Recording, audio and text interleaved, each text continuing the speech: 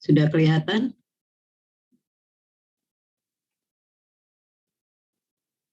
Soalnya belum, Bu. Belum ya. Belum, Bu.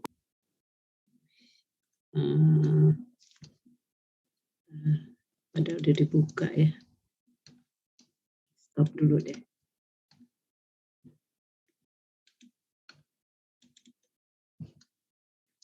Ini kembali lagi.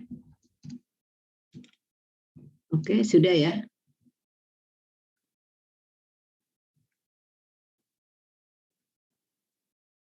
Sudah, Bu.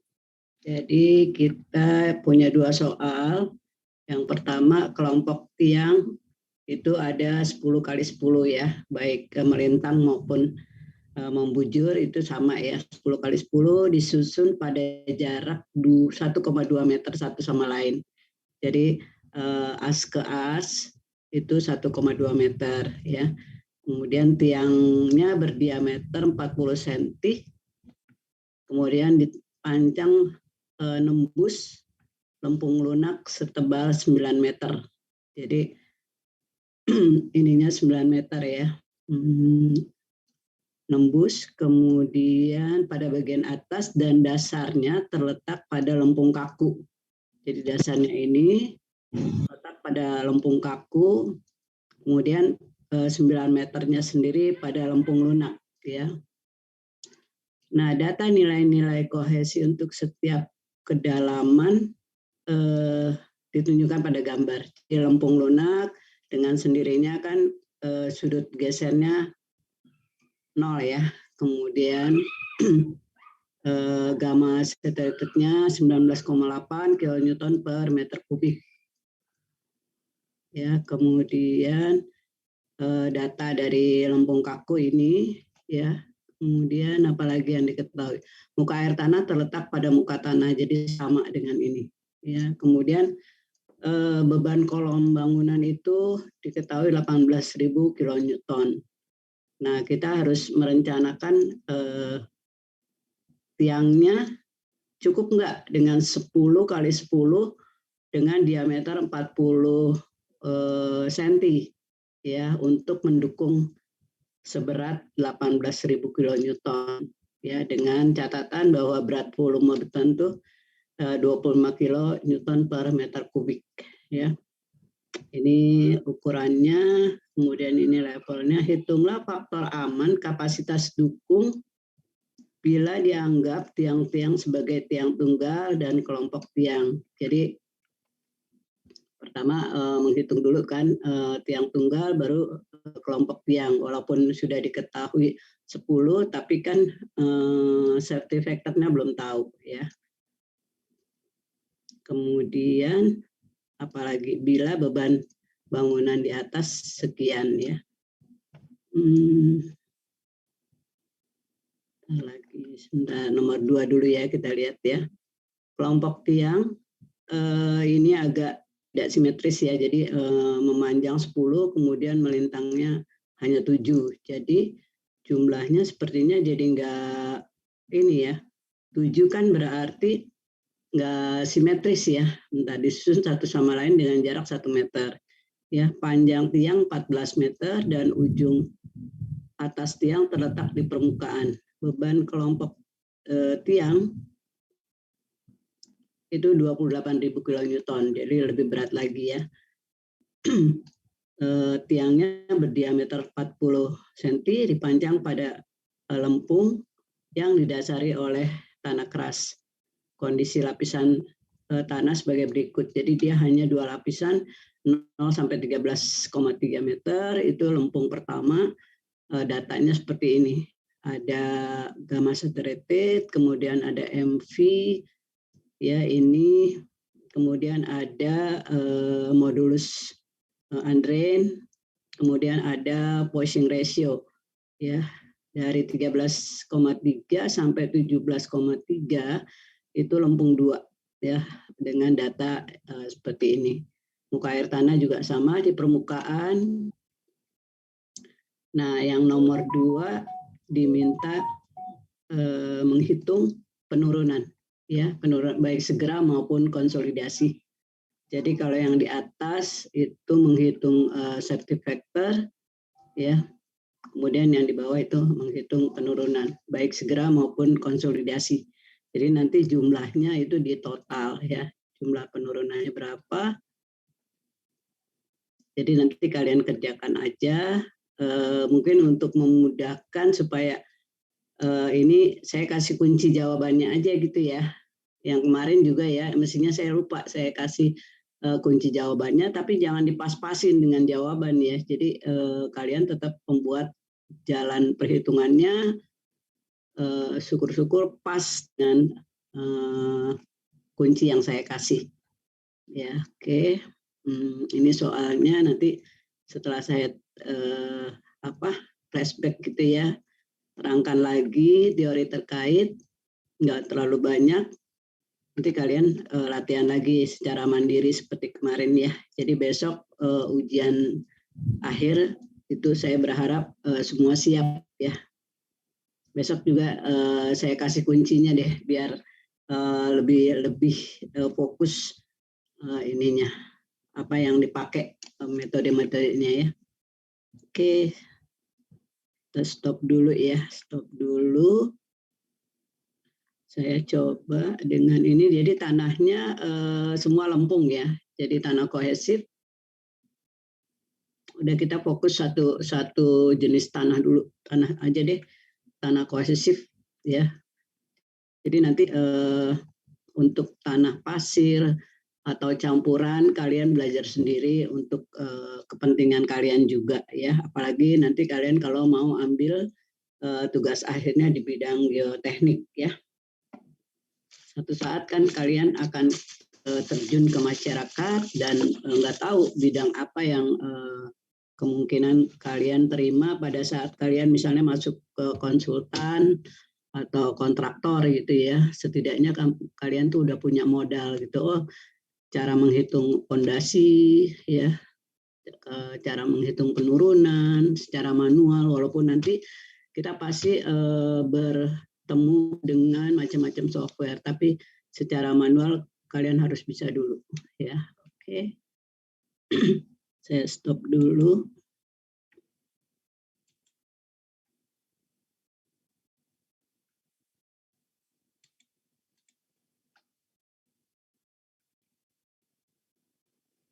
Nah, ini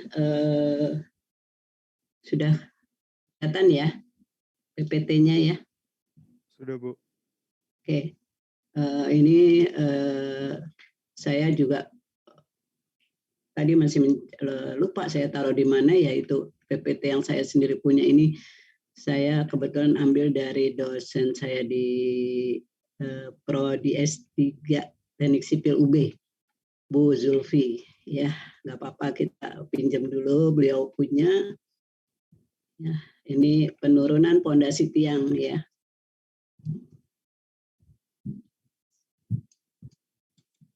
Nah, ini penurunan tiang tunggal dan penurunan tiang kelompok ya.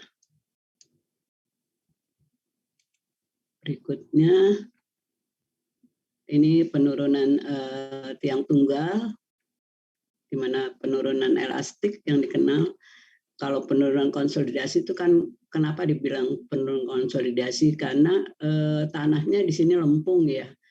Konsolidasi, ingat kan di mekanika tanah itu kalau tanah kita lempung itu penurunannya konsolidasi, tapi kalau pasir itu penurunannya segera ya, cepat karena dia porositasnya tinggi kan. Kalau kalian bayangkan aja gula pasir gitu ya, itu kan porositasnya besar ya. Jadi kalau kita kasih air dia langsung bles gitu.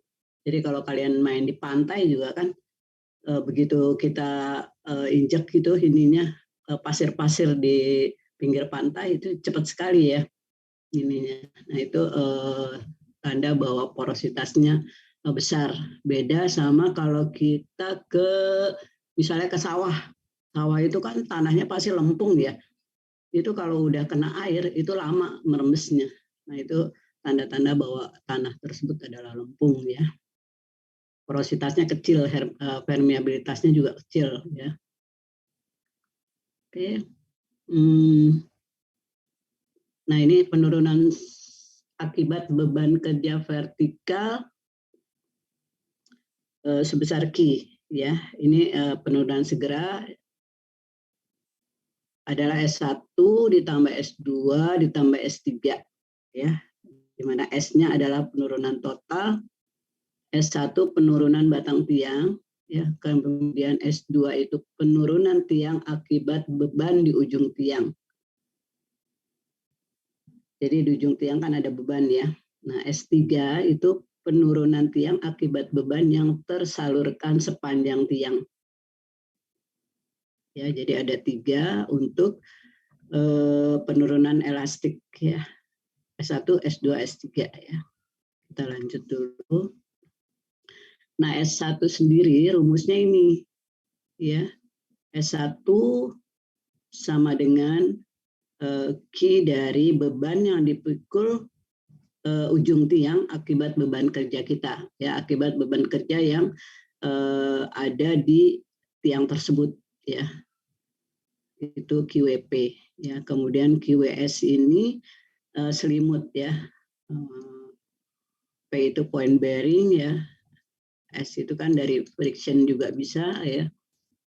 Kemudian beban yang dipikul selimut tiang akibat beban kerja, ya. Jadi kalau yang QWP di ujung, kalau QWS itu yang dipikul selimut tiang, sama-sama akibat beban kerja. L-nya sendiri itu panjang tiang. Kalau tiang padi kita berapa? 9 meter, ya. 9 meter atau 14 meter, L-nya 14 meter. AP itu luas penampang tiang. Jadi kalau tadi diameter tiang kita kan 40 cm, ya. Jadi AP-nya 40 kali 40 cm kuadrat, ya. EP-nya itu modulus elastisitas tiang.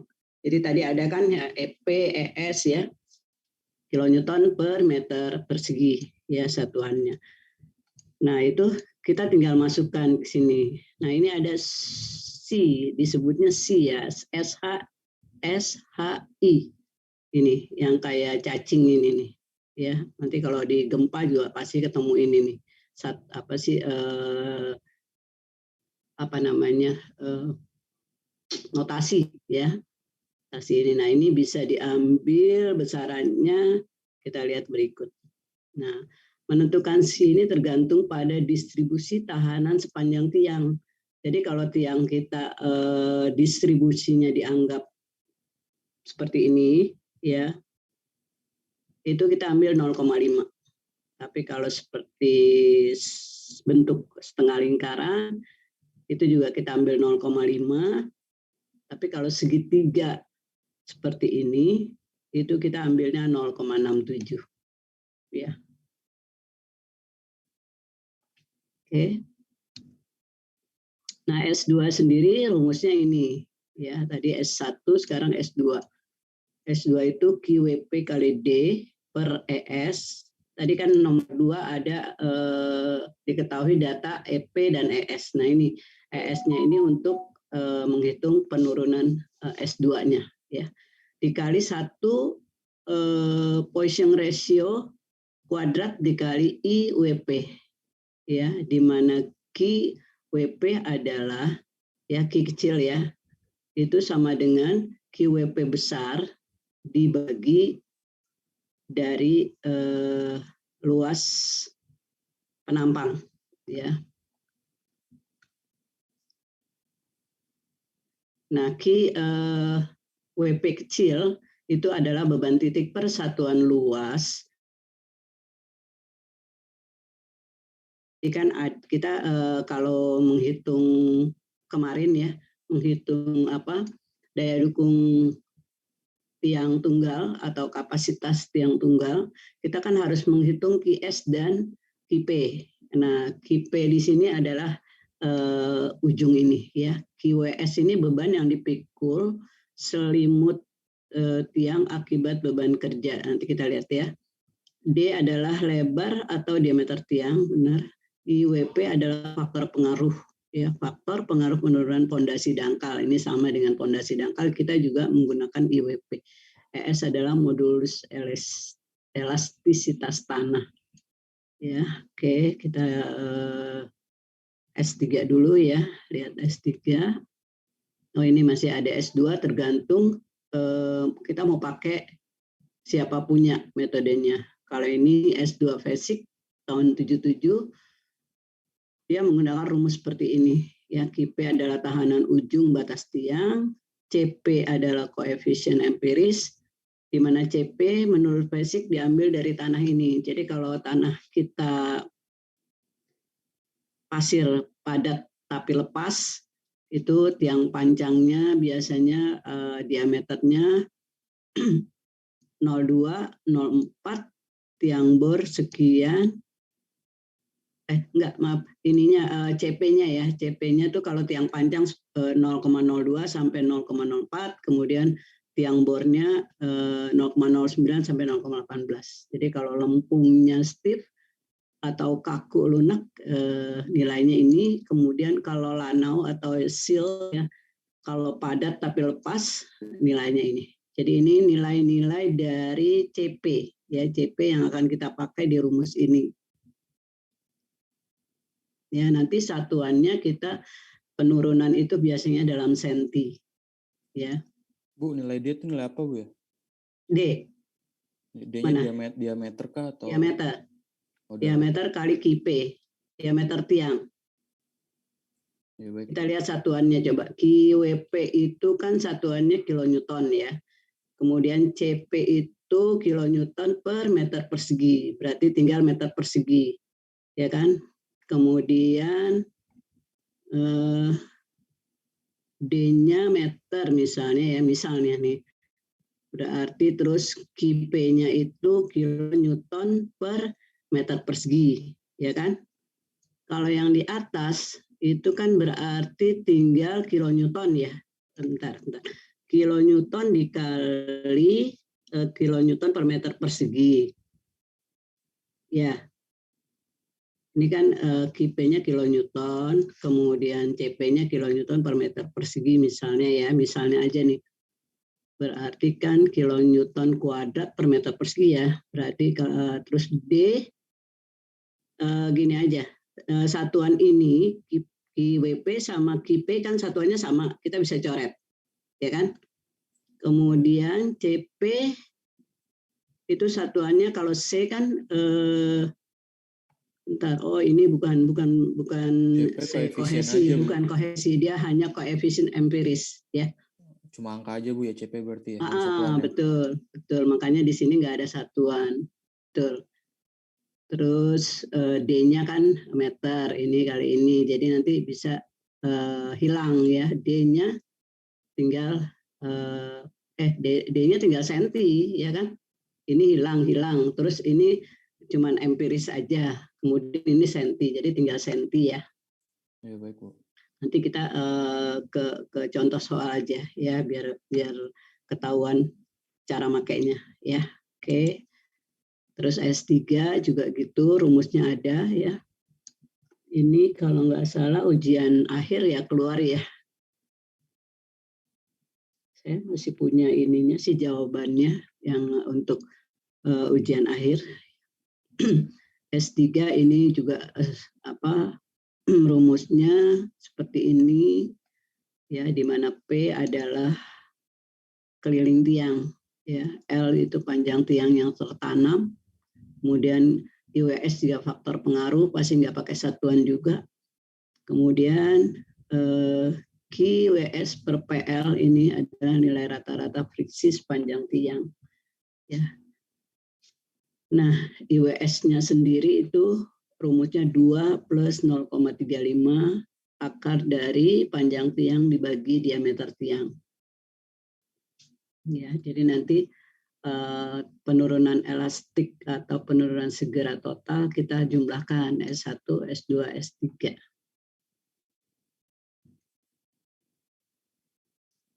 Memang menghitung pondasi ini harus pelan-pelan, telaten ya, dan nggak mungkin kita hafal semua rumus ya. Jadi mau nggak mau memang harus open book ya. Oke. Kemudian ini kalau Basic 77 juga mengeluarkan rumus tersendiri hasil penelitian beliau. Ini adalah QS kali CS. CS-nya juga merupakan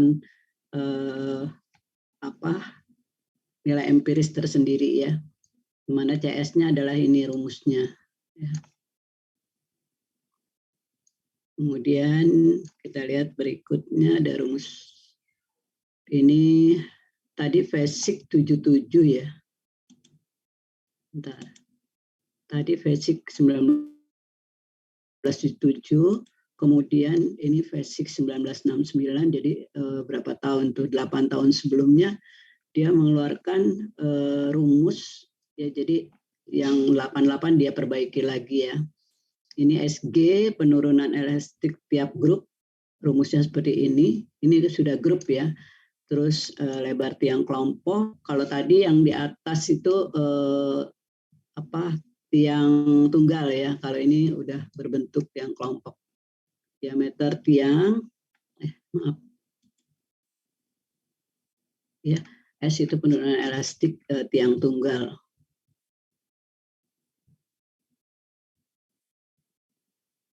Jadi kita harus hitung tiang tunggal dulu ya, tetap baru grupnya kita bisa menghitung. Berikutnya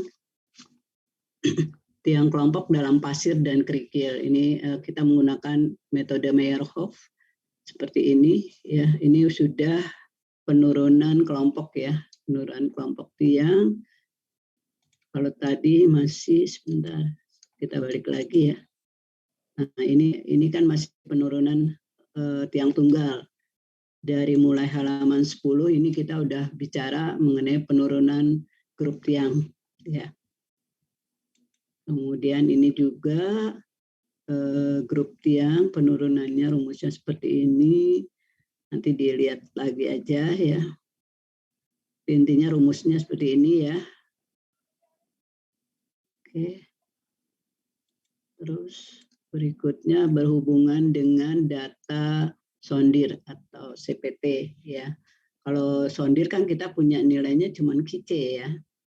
Nah ini juga bisa menggunakan data sondir ya.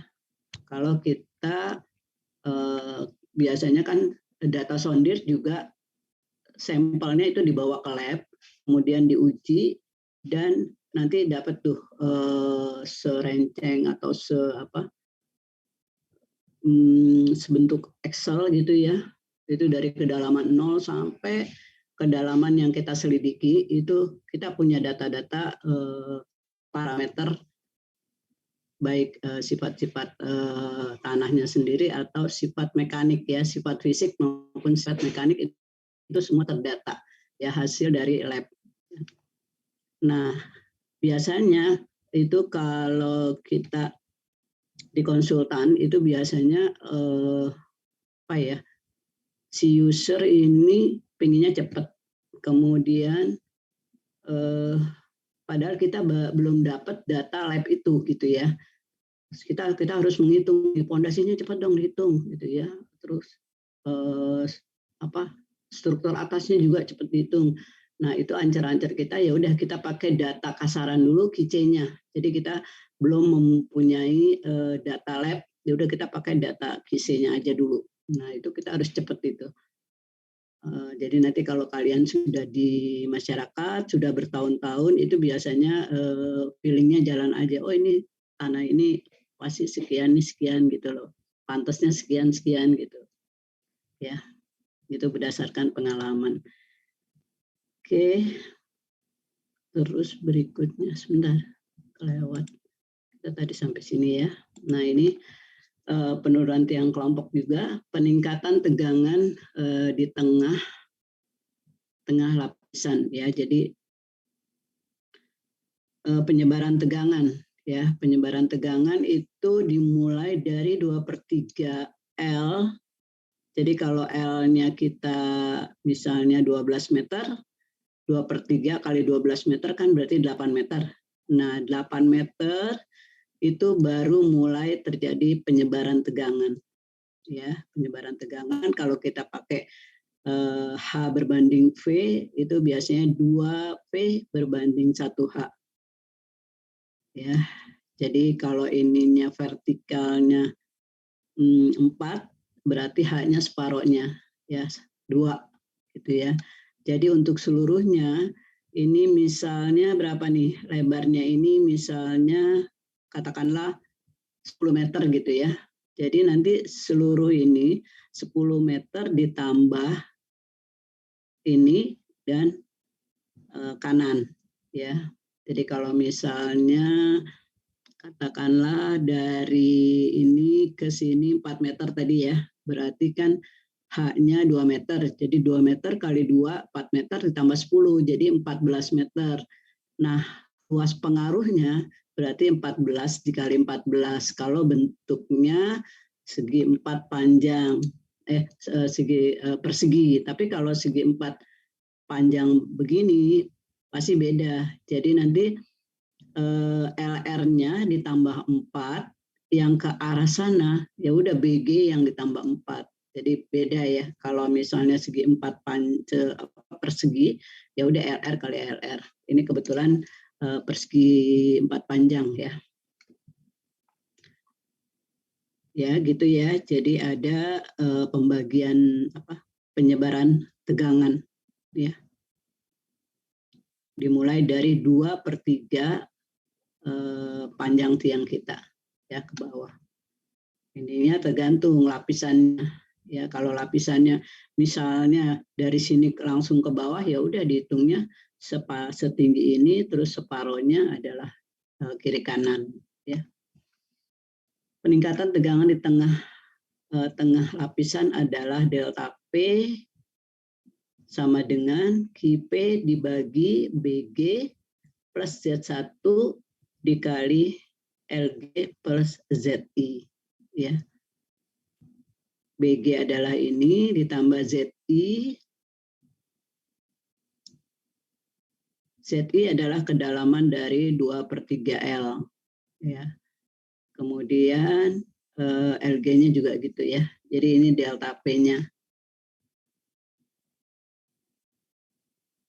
Delta P masih ingat ya, itu penambahan tegangan akibat beban di atasnya. Ya kan, kalau kita mau menghitung penurunan di Mektan juga kan kita harus mempunyai misalnya rumusnya, masih ingat ya, kalau normal itu misalnya cc per 1 plus N0 kali tebalnya H, kemudian kali log, kemudian dari P0 misalnya sampai ke P0 plus delta P. Nah, P0 itu tegangan akibat tanah itu sendiri, delta P adalah akibat beban yang ada di atasnya ya. Nah, itu yang kita pakai lagi di sini. Jadi antara Mektan, fondasi dan seterusnya itu menyatu ya. Jangan lupa, jadi Mektan, fondasi 1, fondasi 2 ya. Nanti ada yang mengambil pilihan misalnya perbaikan tanah, kemudian aplikom, itu semua jadi satu kesatuan ya. Oke, nah ini rumusnya penurunan kalau kita menggunakan penyebaran H berbanding V tadi 2/1 ya. Kita pakai rumus ini. Masih ingat ya, kalau normal rumusnya adalah ini CC kali per 1 plus N0 paling gampang kali H itu tebal lapisan yang kita tinjau, log dari P0 ke I, jadi I itu lapisan yang kita tinjau, kemudian sampai dengan P0 ditambah delta P. Delta P itu tadi ya, penambahan tegangan akibat dari adanya beban luar. Ya. Kemudian kalau over konsolidasi gimana? Itu tergantung kondisi ya, jadi ada 2 ya, masih ingat ya. Jadi kondisi 1, kita pakai rumus ini, kemudian kalau kondisinya kedua begini ya.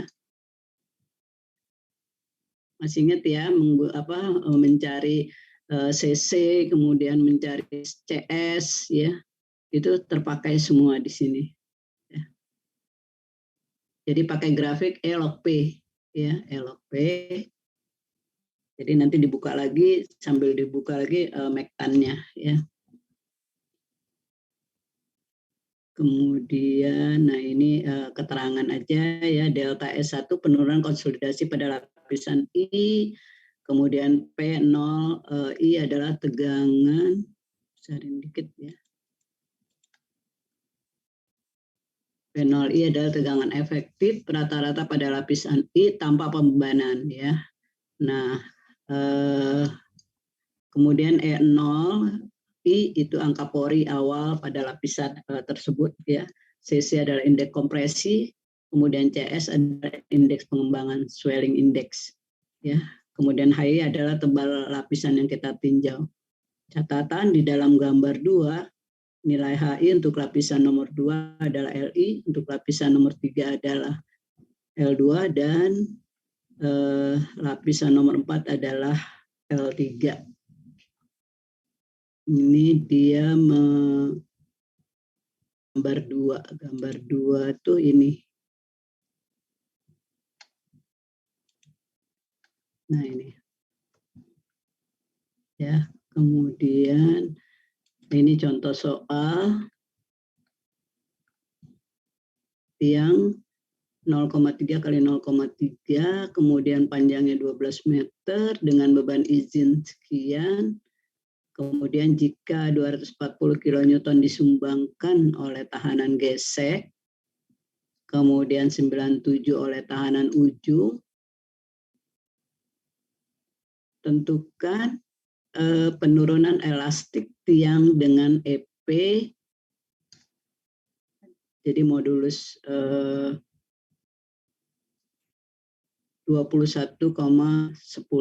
kali 10 pangkat 6 ya. Kemudian ES-nya 30.000 dan Poisson ratio-nya 0,3. Jadi ini sebetulnya mirip dengan ini ya, dengan ujian akhir kita kemarin ya, reguler. Ada tahanan gesek, kemudian ada tahanan ujung ya. Jadi diminta dengan data ini untuk penurunan S1 plus S2 plus S. Ini saya tunda dulu aja, kita langsung fokus ke tugas aja ya.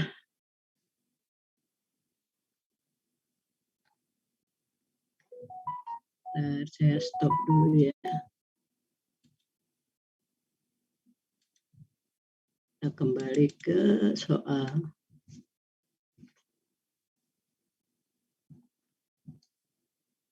Ya, ini nomor 1 itu file group, kemudian nomor 2 baru kita menghitung penurunan ya.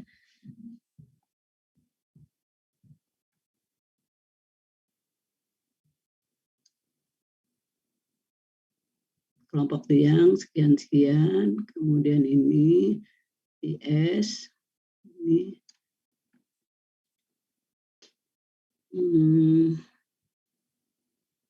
kira-kira kalian bisa ya, kita kan open book ya, jadi apa yang kalian sudah punya aja itu sebagai referensi ya.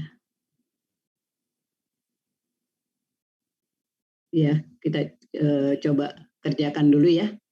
Nanti kalau ada pertanyaan saya coba menjawab ya. Bu, untuk ya. yang pembahasan UAS reguler kemarin boleh di-share Bu? Ininya hasilnya, tapi tulisannya masih acak-acakan. Kemana ya? Bentar. Kenapa Bu? Bentar mana ya? Saya bawa nggak? Saya lagi di Jakarta ini. Kemarin ngoreksinya di Bogor. Bentar ya, coba saya bawa nggak ya?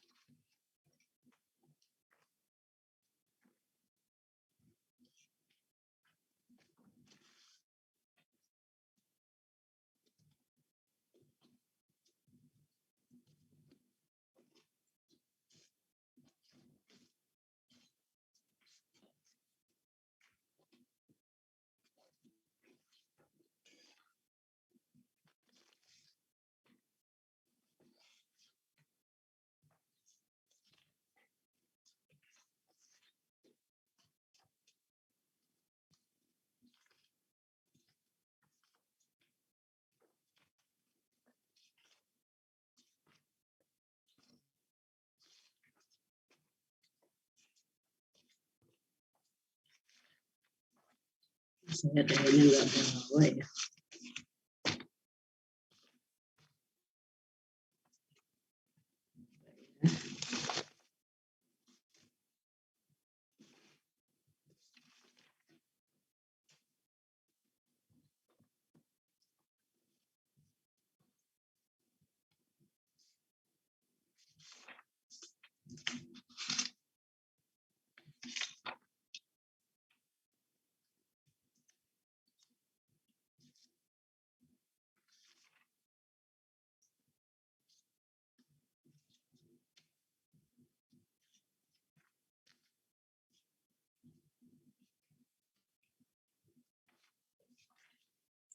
Bu, mau nanya Bu.